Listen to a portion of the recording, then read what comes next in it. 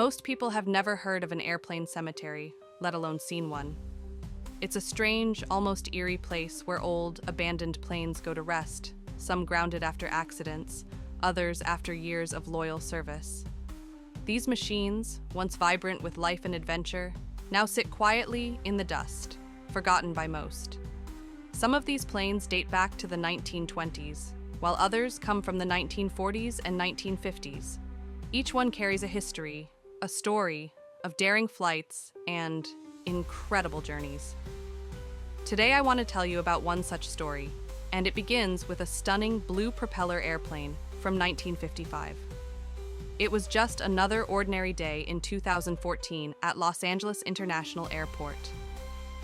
The usual buzz of activity filled the air, the rush of travelers, the constant movement of planes, the hum of air traffic control. But then, something unexpected happened. A strange transmission came through the radio, one that caught the attention of Officer John, a seasoned air traffic controller. The voice on the other end was calm, but it had an edge of peculiarity to it. The pilot, who identified himself as Captain David, was requesting permission to land. What struck John as odd wasn't the request itself, but the tone of the pilot's voice. It sounded almost outdated, as though it came from another time.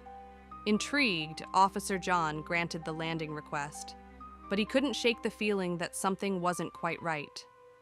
As the plane descended and touched down on the runway at LAX, John couldn't help but notice that while the plane was beautiful, it was unmistakably from the 1950s.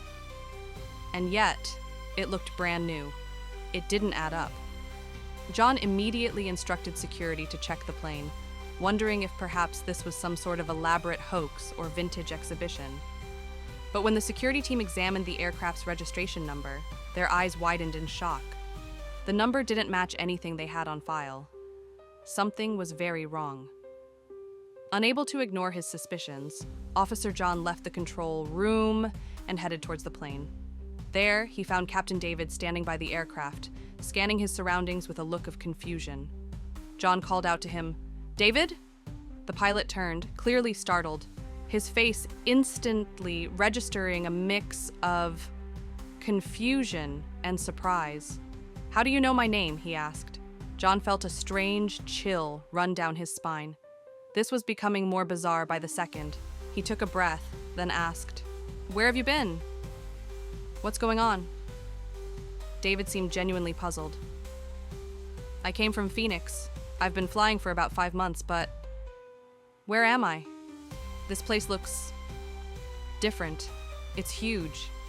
How has it changed so much in such a short time?" John's heart began to race. This didn't make sense. "David," he said slowly, "I need to tell you something. Something important." David, still confused, pressed on. "What do you mean? I just came from Phoenix like I told you."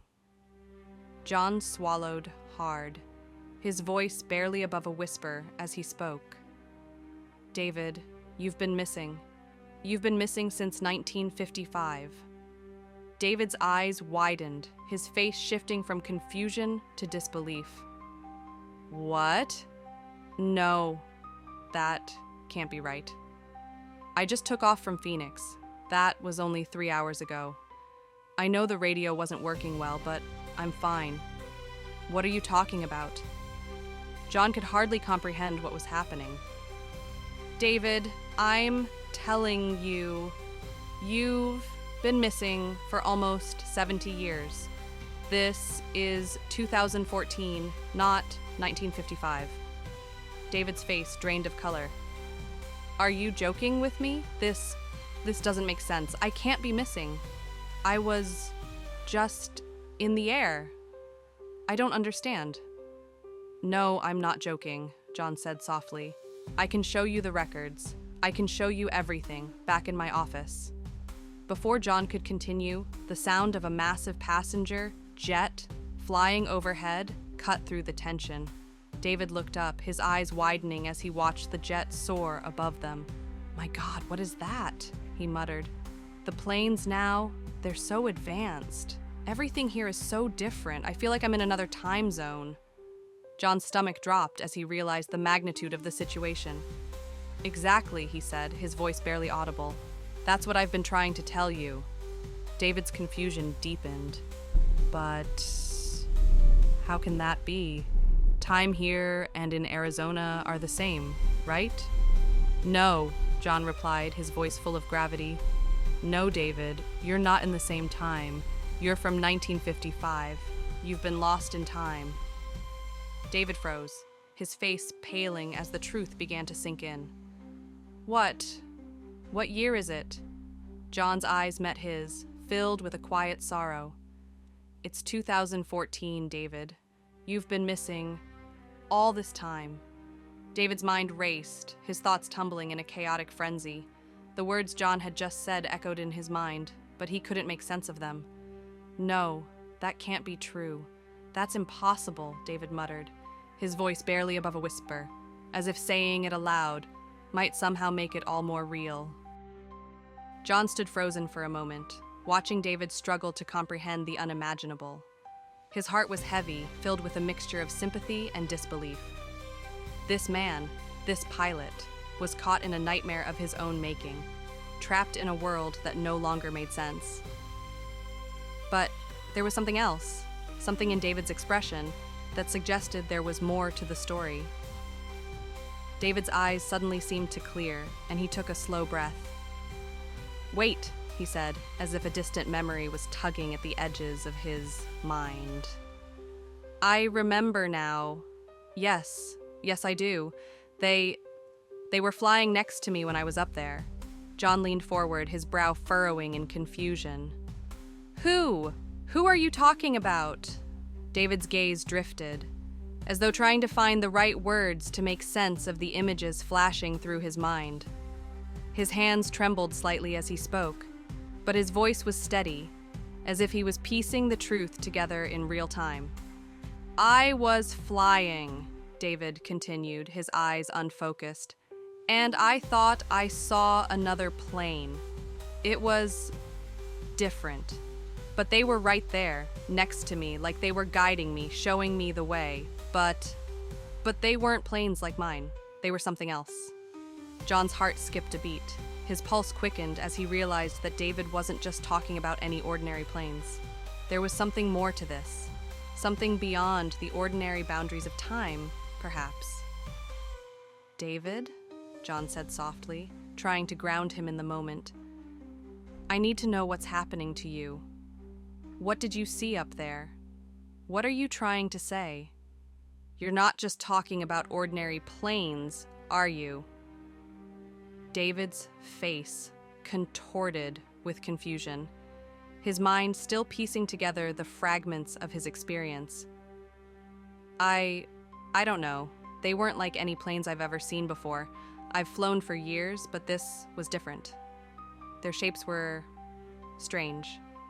And when I looked at them, it was like they were moving in ways that didn't make sense. I couldn't explain it. John's thoughts raced, trying to make sense of David's words. The situation was growing stranger by the second.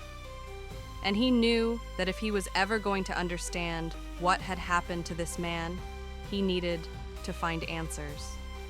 Let's go to my office, John said. He watched David closely, knowing that the answers they were seeking could be in those records. But before he could say another word, David, still visibly shaken, turned and began walking back toward the blue propeller airplane. I need a minute, he muttered. Let me grab a cigarette. I'll tell you everything. John's heart began to pound as he followed David, but something in the pit of his stomach told him things were spiraling out of control. As David approached the aircraft, John called out again. David! Please! Don't go! We need to talk. Please! But David didn't answer. Instead, he climbed into the cockpit, his expression distant and lost. The sound of the engine sputtered to life, the propellers spinning with a familiar hum. Before John could reach him, the plane began to roll down the tarmac. David! Don't do this! John shouted, running after the plane. But it was too late. the blue propeller plane gained speed, its wheels lifting off the ground with ease. David's gaze was fixed on the horizon, as though he was searching for something, anything, that could make sense of this chaos. Slowly, the plane ascended, climbing into the sky, disappearing into the clouds.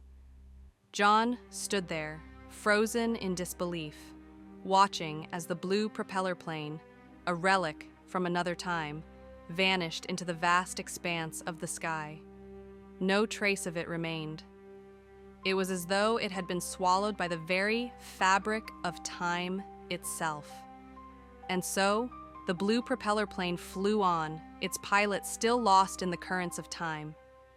Perhaps, somewhere out there in the endless sky, David was still searching for a way to return to his true time, his true home. Maybe, just maybe, he would find his way back. Maybe he wouldn't. But one thing was certain, the sky is vast, and time, as it turns out, is just as mysterious as the planes that traverse it.